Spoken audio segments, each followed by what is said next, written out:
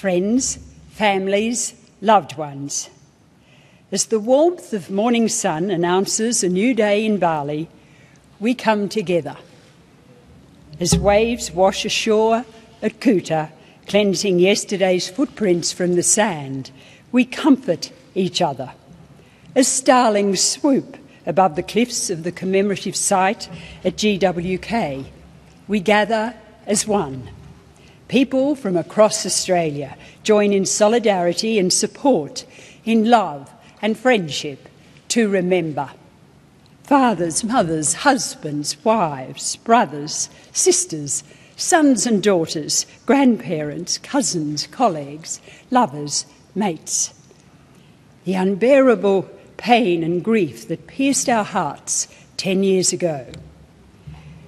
We remember futures cut short, potential snatched away in a heartbeat, lives left shattered.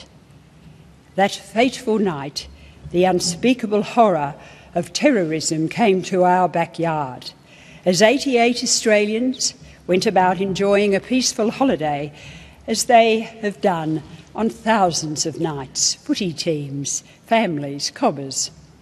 An act of barbarism changed everything.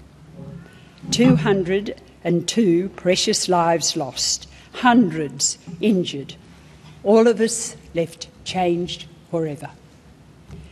At memorials in Bali and all over the world, loved ones run their fingers across indented names of those lost to us. They are etched in our memories. In the Peace Park, on the former site of the Sari Club, at the memorial where Paddy's Pub stood, in Melbourne, in Lincoln Square, where today 88 fountains fall silent, in Perth, on the ridge of Mount Eliza in Kings Park, the sun's rays streaming towards Bali, on the Gold Coast at Allambie Memorial Park, on the northern side of Coogee Beach, in Sutherlandshire, in Ulladulla, in London and Hong Kong. Wherever Australians gather today, we remember. In Canberra, we meet at the heart of our nation to reflect and to give thanks. We share countless stories of bravery and devotion from that night, stories of selflessness and ultimate sacrifice.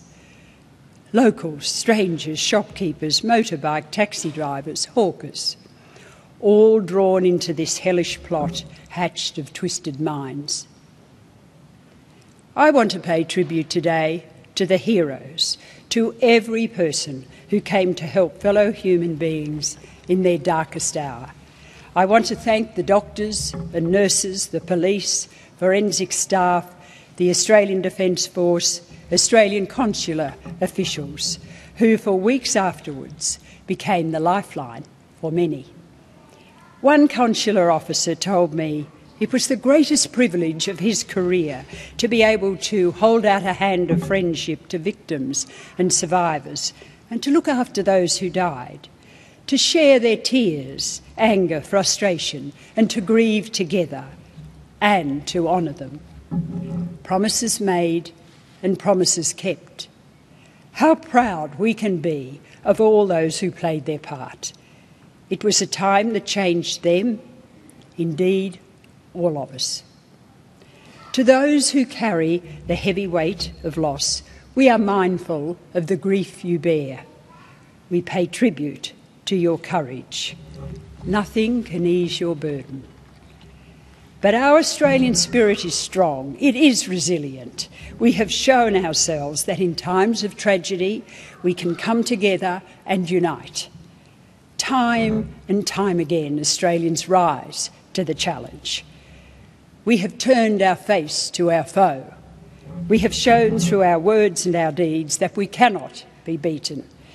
Australia continues to play its part in global efforts to defeat terrorism in all its forms. The world is a safer place for it. This morning, the waft of frangipani and wattle bloom connects our two peoples and places. We owe much to the delightful Balinese people and their special place that we love, which entwines us. Today, we share the familiar sights and sounds of Bali once more, and together we remember, lest we forget.